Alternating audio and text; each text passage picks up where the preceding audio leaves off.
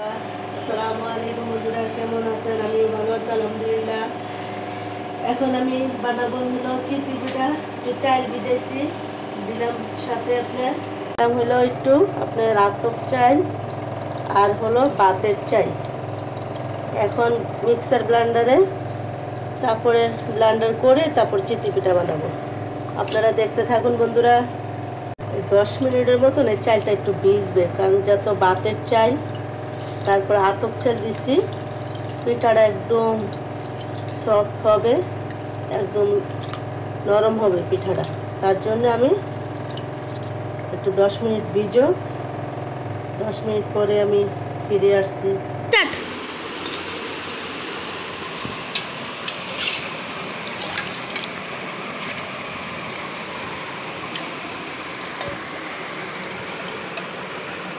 বন্ধুরা সাথে একটু ভাতও দিয়ে নিছি, যাতে ভাতটা দিলে আর একটু একটু হবে, পিঠাটা সফট হবে আর একটু নরম লুচলুচি হবে।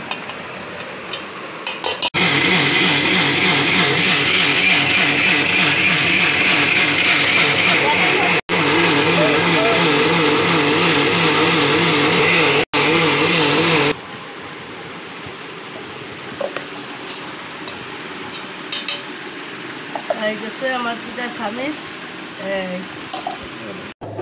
তাওয়াটার মধ্যে আগে মুছিয়ে নিলাম সুন্দর করে একটু তেল দিয়ে, তাহলে কি তাওয়াটার মধ্যে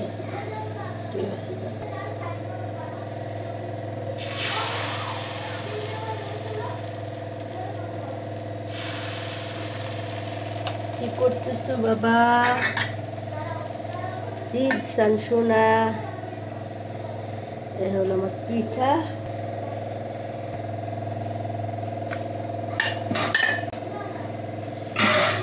বিসমিল্লাহ।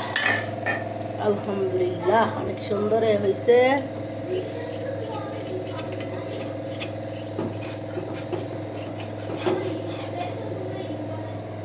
দেখছেন কত সুন্দর হয়েছে পিঠাটা বন্ধুরা।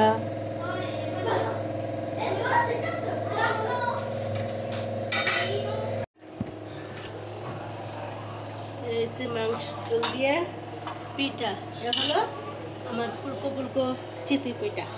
দেখছেন বন্ধুরা কত সুন্দর হয়েছে পিঠাগুলো।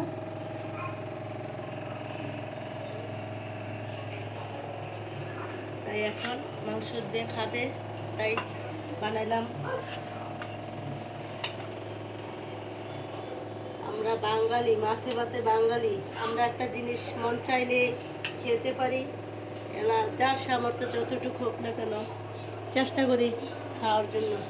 তাই বন্ধুরা আজকে আমার ভিডিওটা এখানে শেষ করলাম। যদি ভিডিওটা ভালো লাগে একটা শেয়ার দিবেন, একটা ফলো দেওয়া যাবেন, আর যারা ইউটিউবে দেখবেন একটা সাবস্ক্রাইব করে দেবেন বন্ধুরা। তো আজকের ভিডিওটা এখানে শেষ করলাম। আল্লাহ হাফেজ।